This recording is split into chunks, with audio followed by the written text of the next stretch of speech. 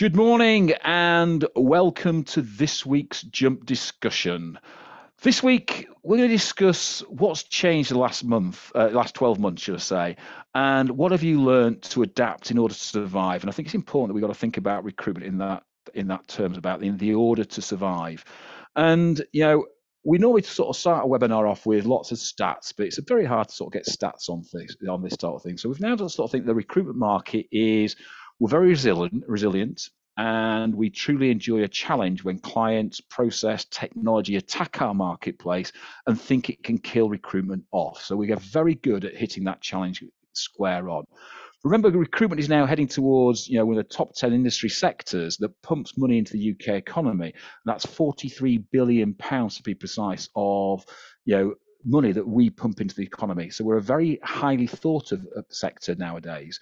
But we epitomise, I think, the Darwin theory of that those who learn to adapt will survive. And that's what today we're going to talk about, is how you adapt. And is it time to change and time to invest?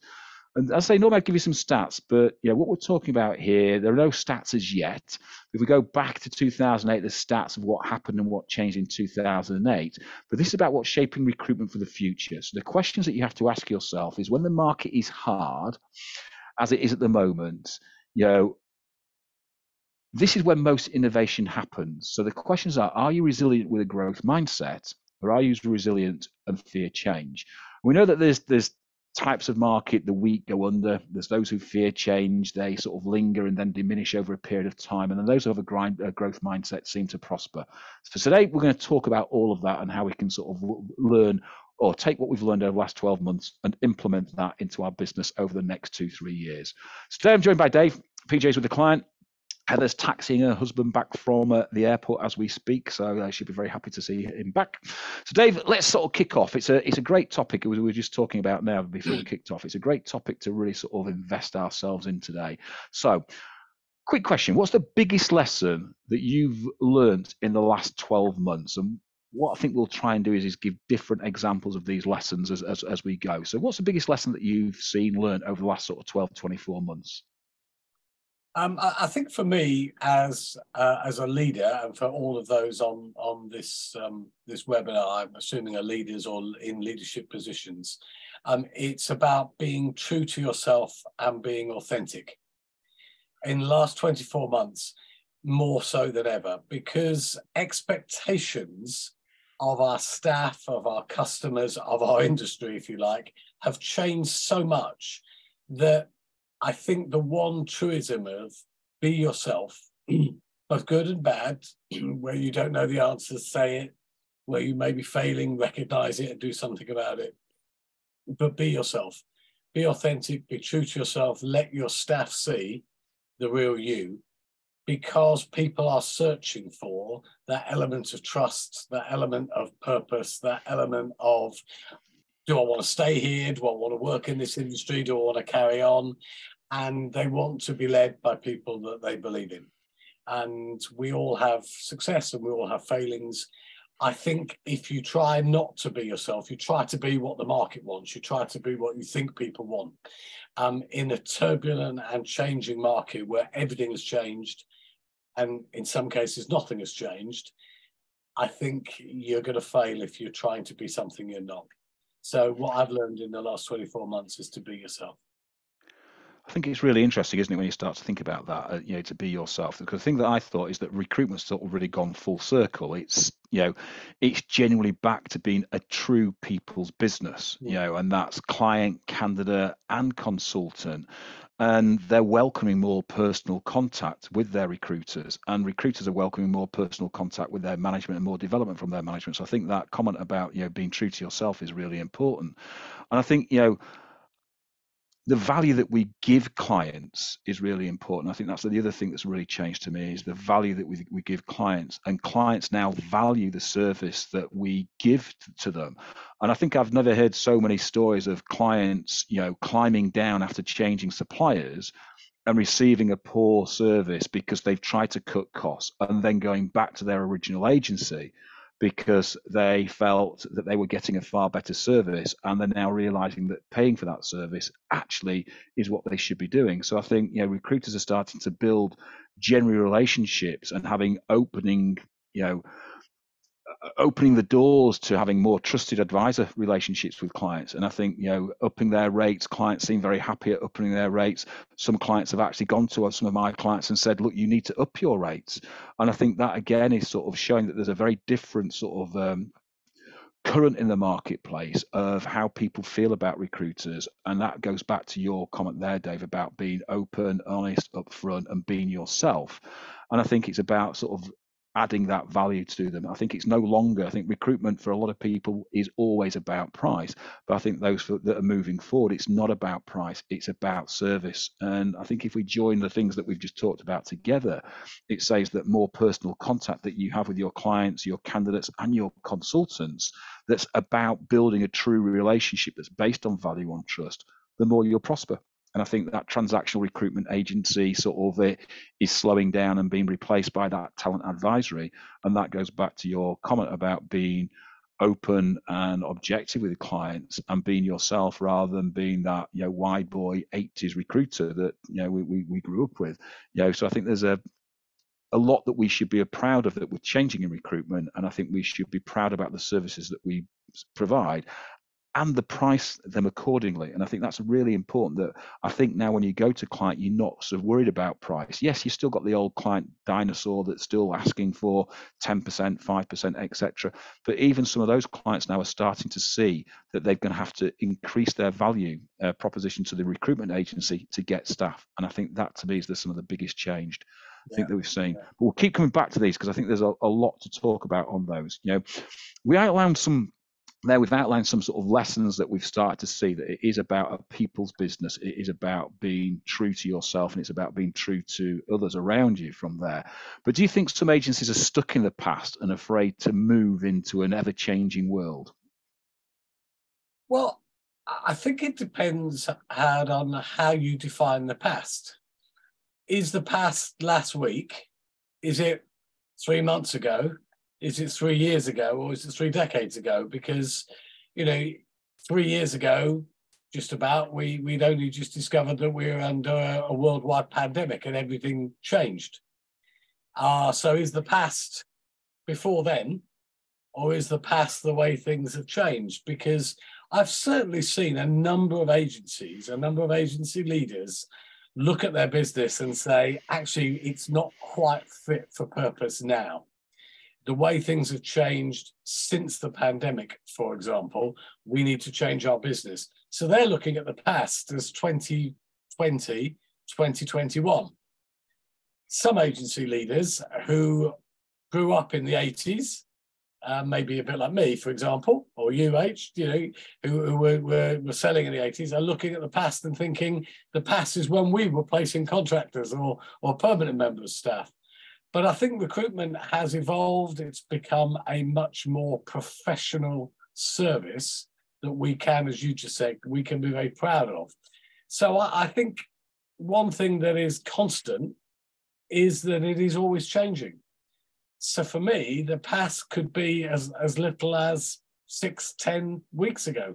It just depends on your relationship with your staff and with your clients, and the way that your clients' expectations are being managed, or the way that you're working with them, because they could be looking for things that are completely alien or completely different to you, but you know that you've got to meet those to, not to survive, but to thrive. So for me, some agencies are stuck in maybe the 70s and the 80s. But if they're still doing it now, who's to say they won't still be doing it for the next 10, 15 years? They may not thrive, but they may get by. But for some agencies, they've had a massive change just in the last 2 years. And we're certainly seeing some of those come to the fore. It's funny, when you look at the Recruiter magazine, they do the Fast 50. The number of new companies that are on the Recruiter Fast 50 that 4 or 5 years ago either didn't exist or I'd certainly never heard of. And you look and think, well, they must be doing something different, because they are returning a level of EBIT to head per head that is significantly ahead of many of the bigger people who've been around a lot longer. Well, again, I think that's I always sort of look at that Fast 50 and sort of think, the measures are very, very tenuous sometimes. And I think it's very hard to measure business to see what is a fast growing business and what's not a fast growing business. And how you measure that is an interesting point. Yes. But I think that ability to sort of like, what is the past is very, very interesting. And we talk about different eras in recruitment, and I think we've got to start to think that there is an ever-changing world, and that the constant is change. And I think sometimes people are very scared or fear change. And I think one of the biggest things that I've seen, the progressive agencies that are moving forward change, is that they've not been scared to invest in their people. And they've started to change the way that they invest in their people, rather than that upfront loading of a week's recruitment training here and then off you go, or sink and swim, sit next to somebody and hope that you can morph into them and their skill sets, has seemed to change. And I think more training is starting to evolve based on different roles, based on different products, and I think more product development is starting to happen. The progressive agencies are starting to see that we can't sell recruitment as we were 2 years ago, 5 years ago, 10 years ago, because we're still selling recruitment almost the same way that I was taught to sell recruitment in the late 90s, early 90s. And I think we've got to think that one of the key determinations of that is that technology is changing what we do. And I think a lot of people are afraid to move into a more technological time because they fear technology, they fear to embrace technology.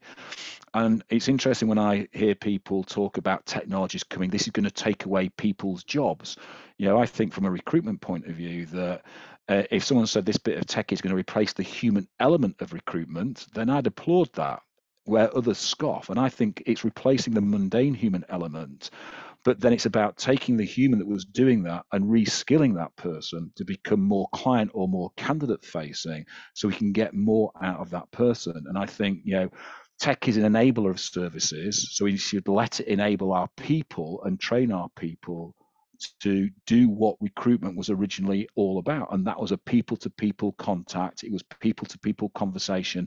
And I think we forgot that element that when we started in recruitment, there wasn't the internet, there wasn't email, there wasn't the job boards, etc., etc. So if you had to find somebody, you had to ring them up and speak to them, and you had to ring them up at work, and that was quite daunting because you didn't have their direct line. You had to go through a receptionist, or you had to ring them at home, and that was the only way you could. There was no other way of getting hold of people from that point of view. So I think recruitment has really changed, and I think the more that we embrace that change, so the telephone and the internet and the email didn't change or reduce people's jobs, it just gave them a different priority and a different focus of where they're going. And I think there's lots of people who are now still stuck in that time, and I think now is the real biggest change that we've ever seen in recruitment.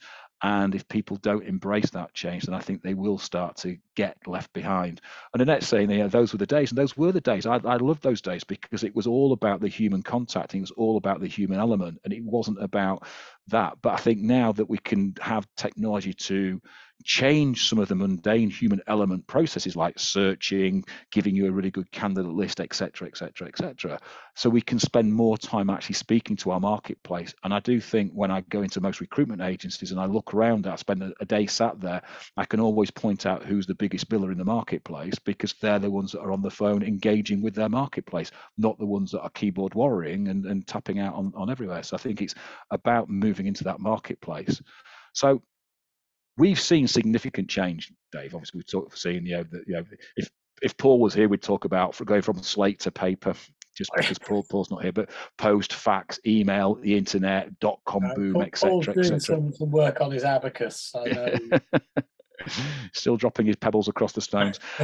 But what's emerged from the last 20 months that you think is going to change how we operate? Now, I know that I know Paul was here to talk about ChatGPT, but I don't really want to get into ChatGPT at this moment in time. But I want to talk about what's changed specifically how we operate. So what specifically can you say has changed how we operate that will really significantly drive recruitment in the future?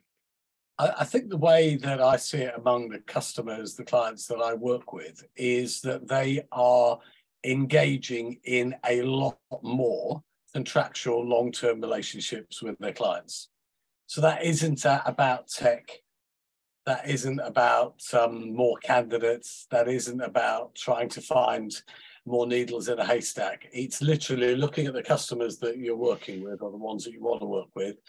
And instead of working in a transactional way, literally signing up to, we want to be your partner, your trusted advisor, whatever words you want to use, for the next 3 years. And that applies to contingent recruitment, search recruitment, contract recruitment, whatever it is. It's you, your company, becoming the partner with that client. And that's what I've seen change over the past 24 months. Now, you could argue, well, that's always been like that. You know, if we could have a long-term relationship with clients, it's almost like having a PSL.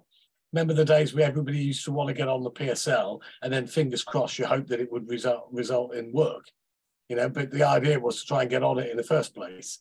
Often you did get more work, but sometimes you didn't. But now it's about that preferred supplier relationship. It's now about, for me, about preferred customer relationship. Who you're trading with, who do you want to trade with, and can you tie them in for 2 or 3 years contractually so that they know that you are a trusted partner and you're going to work with them across their workforce, maybe in niche areas if that's the way your business works, or in something much more long-term or wider. So I've seen that a lot where people have come out of what we've been through 2 or 3 years ago and said, right, actually, I want to base my business on the relationships with these, pick a number, 15 clients, and I know I need to get another 15 more. And if I can do that on a long-term basis, it's going to add value to my business. It's going to give me a security so that I can hire, and I'm going to get much closer. I'm going to use an example of me talking to some younger people who joined the recruitment industry. When I started, I used to tell them I used to have to drive around the Harlow Business Park, was an example, and get compliment slips. And then I'd have to take the compliment slips back to my boss to show that I'd actually been to visit the client. That's in the 80s. In the 2020s, a compliment slip is literally a client complimenting you on your business, you being able to put that on your website, on social media, where you know that you've got that relationship, where you are a trusted partner, a trusted advisor. All the technology in the world, all of the things that are coming our way, the ChatGPTs and everything else, all of those things, very important. But if you don't have the customer relationships, if you don't have the customers, and they could be contractors, candidates, and your clients, complimenting you on the way you do the business, complimenting you on your trust, on your purpose, on your values, on your ethics, then you're just going to be another good recruitment company as opposed to being a really special one that's growing. It's interesting. So we could talk about tech all day long that's changed, but I think tech is the enabler to what I think has changed specifically on how we operate and what we do from an operations point of view. And I think it's all about that tipping point and how the tipping point, you get to a certain point and that tipping point accelerates and it suddenly goes away. And it suddenly sort of accelerates and really moves fastly. And I think, you know, what I'm seeing is how we operate is, I saw a post on LinkedIn last week about a business owner saying he'd had a couple of their staff come to them and say, you're now asking us to do new business development. We've not done any new business development ever. We don't know what to do. And they were really shocked that they had to go out and do new business development because clients had stopped coming to them. And so I think what we're changing from an operation point of view is that what you're saying there about having a select number of clients or a select target number of clients that you want to work with and create longer and deeper relationships with, it's about having the strategy that goes into opening that client and then maintaining the relationship with that client. And that strategy has got to start with your business development strategy and then morph into your client development strategy once you've got that client on board. And I think that's what I'm seeing. I'm seeing more clients now starting to genuinely differentiate between new business development and client development once you've started to build with that client on what we can develop with that. And I think you start to see that, you know, you look at your cash cows and you look at your rising stars in your buying client base, and you start to develop the clients that are really going to buy, and you want to lock them in on longer term. But then what it starts to show you is the gaps in your capabilities and your capacity to keep your constant and continual increase of revenue coming into the business. And that gives you the opportunity to say, right, that's the gap. That's where we need to fill our new business with. And I think more people are now seeing that there is a gap widening where their new business isn't being done, and it isn't being done on a consistent basis. And I think that's what we're starting to see. We're starting to see almost going back to those old school days, because I remember when I first started in recruitment, you had sections every day. You will do new business development here, you'll do client development here, you'll do candidate development here, you'll do recruitment here, etc. And so that new business development becomes part and parcel of everyday work. And I think we've started to realize is that that 360 recruiter is not mythical. There are people out there who are brilliant at 360, but there are a lot of people who are poor at 360. They may be great at finding candidates, but poor at finding clients. But they may be great at finding clients and poor at finding candidates. And I think it's what I've seen the significant change is that the dissecting of that process has been huge, where you've now got people purely going out and finding clients, people purely finding candidates, and those who can do 360 can do 360. And we're starting to see that really accelerate recruitment. And even though it's adding an extra cost into the recruitment, P&L, what it's actually doing is driving revenue twice as quick, because there's one person finding jobs, and what we tend to do is we find a really good job, we can fill that good job, rather than find a job, I'll try fill that job just because it's hit the KPI and I've now got to fill it, but it's a poor job to fill. What I'm seeing now is less of the poor jobs being worked and more of top jobs being worked, as people understand that if that person's going to fill the job, they should only be filling 2 or 3 a month.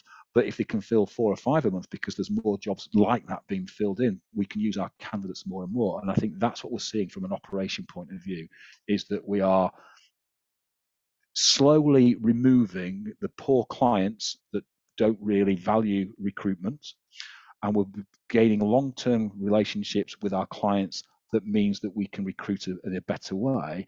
And because we've got people now focused purely on the candidate market, we're having a more in-depth knowledge of what capabilities the client will have when it comes to the capacity they need to fill the requirements that they have, because we know that market well. And I think we're seeing a huge change in that all the time.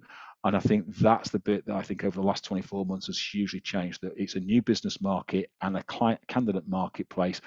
And we've got to develop that hugely to make sure that we stay ahead of the marketplace. If we look at that then, Dave, we know that recruitment prides itself on its ability to adapt, especially when threatened. You think back to our days, the downturn in the early 90s, where inflation was above 15%. We're complaining at the moment.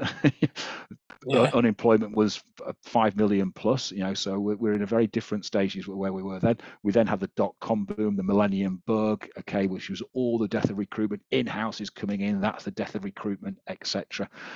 We've now got AI, and AI will give recruitment agencies and candidates some of the same capabilities a lot of recruitment agencies do. So what, in your opinion, or how, in your opinion, should modern recruitment agencies adapt in order to still be relevant and be required by clients and candidates in the future? Well, I think if your business is going to adapt, it needs to know where it stands now and what it wants to adapt into.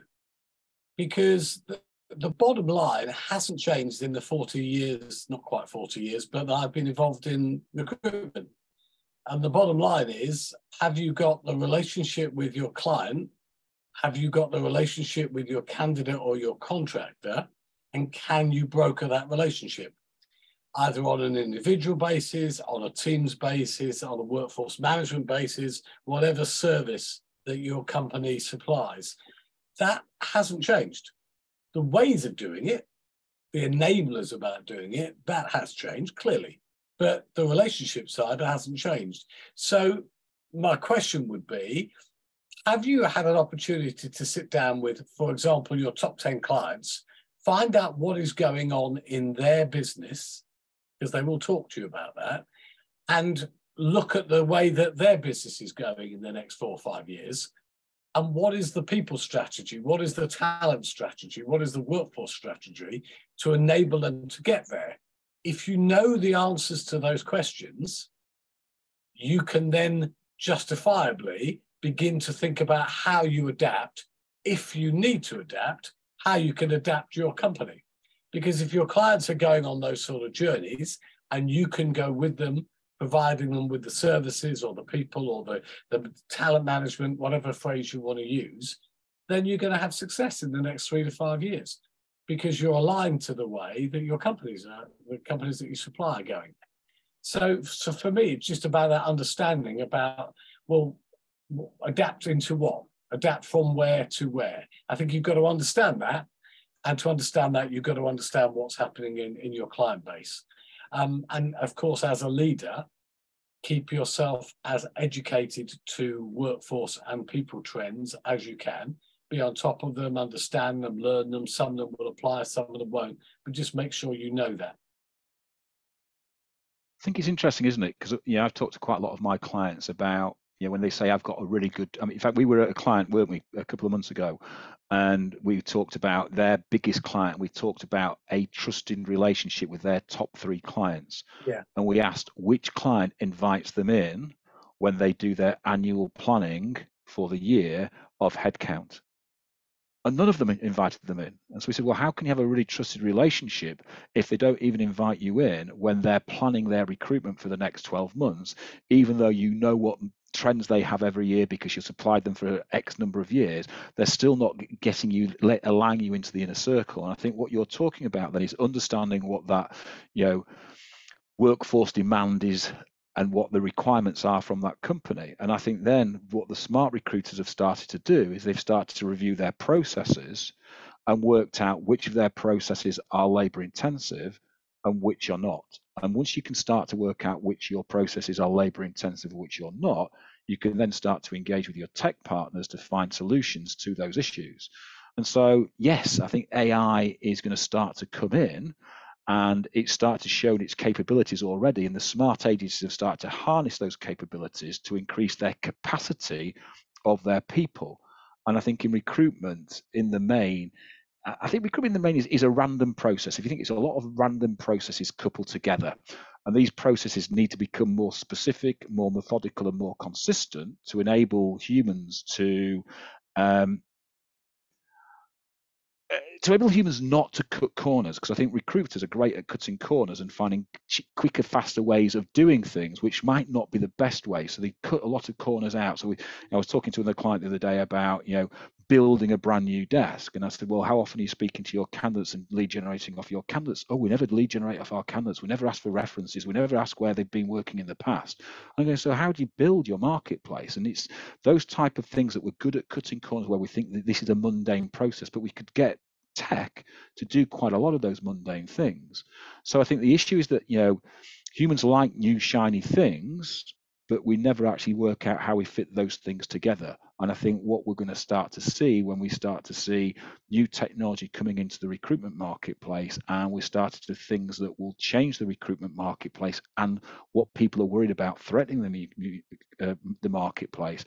I think if we embrace them, put them into the process where it is the mundane process, take that mundane action away from a human, put then the human into a more human operated process where they can actually see value and generate value, then people will feel so much more comfortable in their jobs. And I think that's the bit that we've got to start to think, that's the thing that's going to change. And I think that's going to be the relevant part of recruitment, that if you can start to provide candidates quicker, faster to your clients, and you can provide them in a specific way, methodical and consistently over a long period of time, then it starts to grow your relationship. Now, a lot of client agencies will say, but we're already doing that, but we're not doing it in a methodical and consistent way. It's very ad hoc, hence why you see perm recruiters peak and trough, and why you see temp recruiters drop and build again because they're at the whim of that client rather than at the whim of the marketplace, where clients will have different levels going on all the time. So I think we've got to start to understand that if we understand their labor, we start to then understand where our processes are labor intensive, and can we turn those into less labor intensive by adding AI into that. Can we then create a faster, smoother recruitment process that is very specific, is very methodical, and is consistent?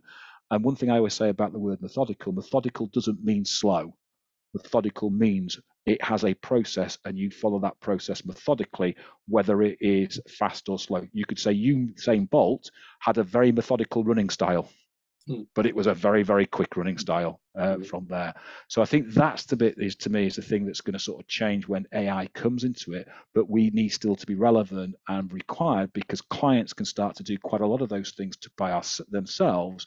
But when it actually starts to doing the pure recruitment, that is where we will have an advantage, and being able to do it quicker, faster, and give the clients the things that they need, then it'll be really important. So we know clients and candidates are looking for more value from recruitment partners. What should recruiters do in order to further develop the value and develop deeper relationships with clients and candidates? Because I think that's what we've been talking about all the way through this process. Even though technology can enable some of that, it is about creating deeper relationships with your clients and candidates. So what can we do to further develop those? So my considered response to this, Howard, is probably the same answer if I knew it 30 years ago and it is today. And it's a plea as well for us all. Get the basics right every time. The way to build value for both candidates and clients is to do the right things all the time. And if we can train our people, if we can lead by example in doing that, call back when you say you're going to call back, or email when you say you're going to email, those things matter so much more now than they ever have done, when competition is fierce, when the market is challenging, when everything seems to be changing around us. Doing the right things all the time will build value, will build relationships. I don't think I have any great panacea to how to gain a better relationship, because you will get a better relationship if you do the right things. I was very fortunate yesterday. I'm the chairman of a data center recruitment company that placed a very senior person into a role where they're building a construction designer for data centers in Africa. And yesterday I happened to meet the candidate who got the job. And this is a big job. But one of the things he said about the company is at every stage they did what they said they were going to do. I felt very comfortable. I felt that I had a good relationship with the person that represented me. And it was lovely to hear. And I just thought, I don't hear that as often as I would like to. So for the leaders on here, for us as well, running our business hard, it's make sure we do the things right all the time. And particularly as new people come into the business, because that sort of exemplary service, that sort of quality service is how you build value. Because in doing that, you gain a greater relationship with the people you're transacting with, candidates, contractors, temps, clients. And then you build that trust, you build that loyalty, and that builds better relationships and longer term relationships. But it starts with getting the basics right. It's interesting, isn't it? Because I think, how to create deeper relationships is review what you're doing with your client and develop better services that are orientated around that client. Right. And the one thing that, we were at that LinkedIn meeting, and LinkedIn said that the one thing that's happening at the moment is that recruiters are selling recruitment as they did 10, 20, 30 years ago, but clients are buying services in a very, very different way. And the one thing that sort of came from there, which was a stat that came out of the Harvard Business Review, was 92% of buying decisions are made either face-to-face or over the phone. And yet we're still trying to push our marketing, which is the catalyst to the buying decision, but we're still not engaging with our clients enough to create that deeper relationship with our clients. And I think understanding what our clients want and being in the room rather than on the end of a call when they want something now, being in the room when they plan it, I think, is a real differentiator. And that's the bit where we can start to add value and drive value added services into the client by understanding what the client needs and then truly guiding them to how they can complete what they need at the time that they need it, rather than it being a rush, a panic, causing stress for everybody, not only yourselves as a recruiter, but the client as well, and the candidates. And I think your conversation there about, there's a candidate there that they delivered exactly what they said they were going to deliver when they said they were going to deliver it, is all about the best service, the ultimate service. And I think that's the one thing that we need to be doing and driving towards. So if I looked at that, we've got to enable things like that to happen. So we know recruiters are traditionally slow in not hiring non-revenue generating members of staff until it's absolutely necessary. What non-revenue generating positions do you think would enhance a recruitment business's ability to generate more gross profit without reducing their net profit line? Oh, Howard, I could go on a rant here. I won't. At Spring, one of the things I had 1,100 staff at the end when I was the MD of Spring. I used to drive me mad when people used to talk about people being non-revenue generating. Clearly, I know what you mean, as in not carrying a sales target. Yeah. But recruitment has always been about getting the requirement and getting the cash in at the end. I don't think there is a non-revenue generating person in recruitment anywhere, because it's a team thing.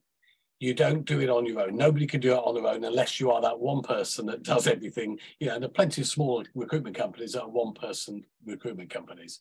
But for me, it's everybody. And so a non-revenue person, somebody who's got to get the candidates in the first place. So that could be your marketing people. Well, that's a really good investment at the moment. Where are the niches? Where are the new talent? Where's it coming from? Where are the talent pools? Well, that's where good recruitment companies at the moment are hiring people. But they are generating revenue because, you know what? They unearth candidates that the salespeople miraculously place.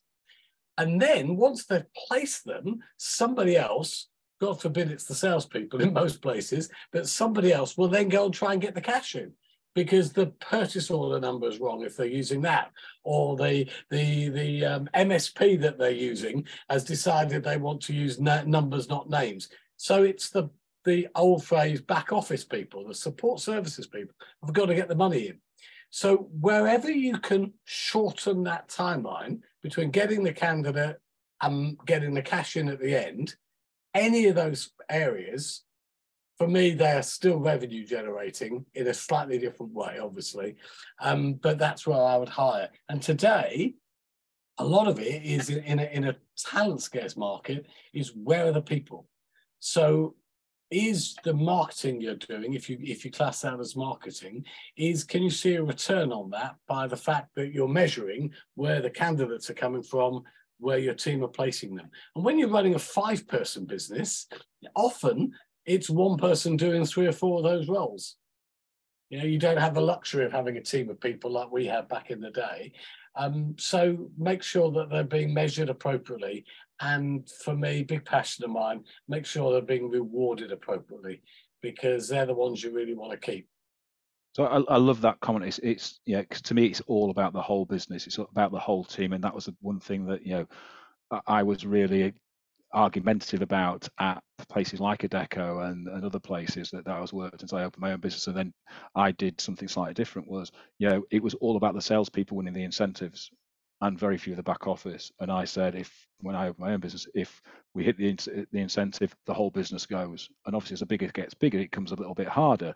But it's the value that you drive into that back office. Yeah. And I think I've got a certain client at the moment that if they employed a new person coming into their business, they have a trainer that will train the person and be with that person, not just in that first week, but through the whole of their career. They go to the marketeer and say, this person's going to be opening this marketplace. And what they do is they come back and say, right, these are our list of clients. Here are a list of candidates. This is the saturation in the marketplace. And the marketeers are already marketing out to those businesses on behalf of that candidate whilst that candidate's being trained. So already they've got things going on. They have a data analyst analysing all the data. So what you're talking about there is they're analysing the data. Where do candidates come from? Where do candidates reside? How do they find those candidates? How do they approach those candidates? The analyst will then analyse the marketing stuff that's being going, what's successful, what's not successful, and they're forever, ever driving that. And those three people are key and critical in that business to make that business function. And that's why they have such a high retention rate. And it's interesting, they have one or two recruiters leave who constantly come back, go, oh my God, we didn't realize how good a pitch that we've got here compared to we go somewhere else. And I've got to do all of these things myself. All of a sudden it's that enabler to actually drive business forward. So I think as we come to the end, here's a final question. It's an interesting question, and I've got a very interesting answer for you, Dave, as well. When you look out of your recruitment window, yes, when you look out of it now, what do you see? Oh, loads of opportunity for the companies that are positioned to grab it. We as recruiters, and this is a generic we, have never, ever been as important as we are now. Yes, we've seen the rise of LinkedIn. Yes, we've seen the rise of, or now coming along is the rise of AI and all of the things, as you said at the beginning. And I think I've been told that our industry is going to die 7 or 8 times in my career, and it's still thriving. It's still as important as ever. And I continue to remain of the belief that it will remain even more important as time goes by. It may change slightly. There may be some dynamics that may change. But if you're a good recruiter, if you are an intelligent and articulate consultant at the desk with a good leader with trust and purpose, and you're running a good business, then there's a place for you. There's opportunity there. And I'm hugely encouraged by the way that our industry adapts and changes, and it thrives, more than just survives, it thrives. So I look out my window and I see opportunity. Interesting. I wrote the question, and then I thought, oh, I've got to answer that question as well.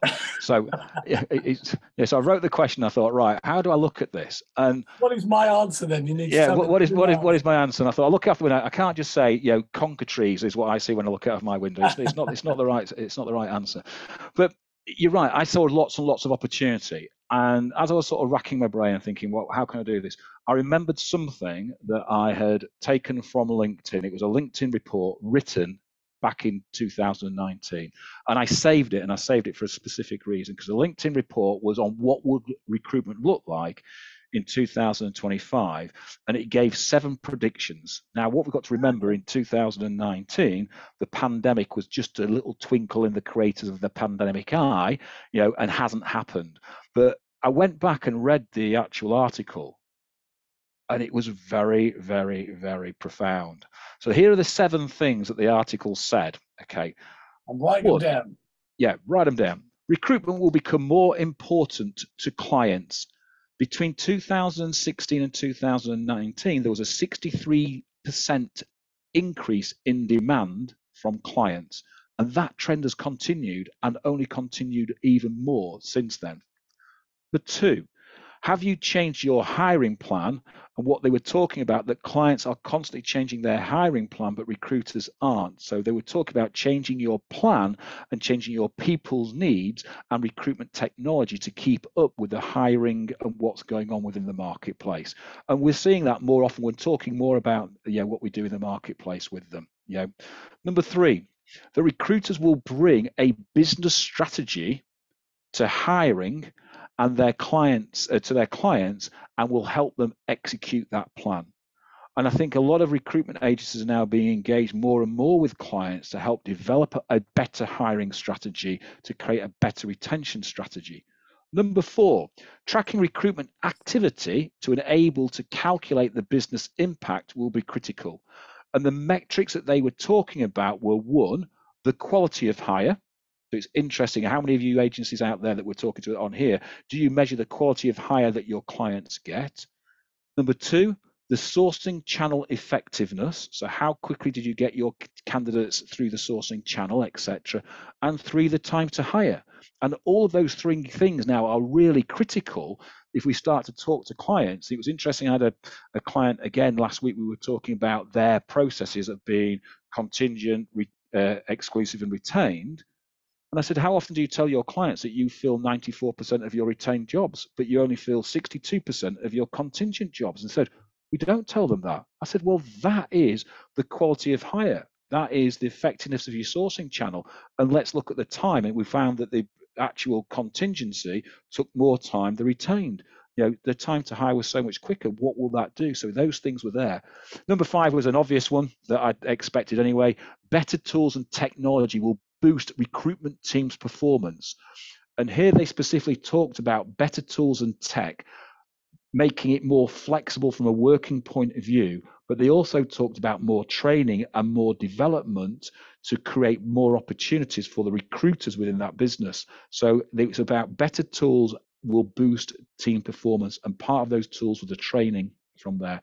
Number 6 was engaging passive talent, analyzing talent data and advertising to business leaders what the key skills and the key data is required when they recruit. So analyzing talent data to drive clients' decision making and being able to advise business leaders and hiring managers to help them attract and retain was part of their conversation back in 2019. And the final one was your recruitment team will probably need more non-recruitment specialists, which is what we talked about before from there. And what I'm seeing is those progressive recruitment agencies are doing all of those things. And what the pandemic did was accelerate the development of some of those tools, because the resilient recruitment businesses with a growth mindset wanted to start to implement them. And most of them implemented 5 or 6 out of the 7. Some have implemented 7 out of the 7. But it's interesting, if we went back, only to 2019, there's a huge change in what we're talking about in those 7 things to what we were talking about this time 18 months ago, this time 24 months ago. And those things are now being implemented. And it was interesting that LinkedIn saw that from the data that they were driving out of the marketplace, and the change that the clients were talking about, the change the candidates were talking about, and the change that recruiters were talking about but not implementing. And so if you've implemented all of those 7, congratulations. If not, there's a great starting place to say, right, what should I start to implement over the next 12, 18 months to help accelerate my business? So change happens, Dave. There you go. That was my answer as well, those last 7. I meant to say that. It's interesting what you find when you sort of think, I store that away. I don't know why I stored it, but I stored it for some obscure reason. And today that obscure reason was well-founded, but there you go. Next week, we'll have a very interesting conversation. Next week, we're going to talk about, it's the start of H2. So are we going to hit target in 2023, or not? If not, how are we going to hit target, what we're going to do, and what should we be doing now? And it is about what we should be doing now, July, to set up 2024. And I think that's going to be a very interesting conversation. And the week after that, we've got Neil Carberry on, and Neil Carberry will come and talk about the market and what's happening in the market. Dave, thanks for your time. Much appreciated. Thanks for your input as always. Ladies and gentlemen, thank you very much for your attendance. As always, it's much appreciated. And we look forward to seeing you both, seeing you all next week. Thanks, H. Thanks, everybody. Have a good week. Cheers, Ed.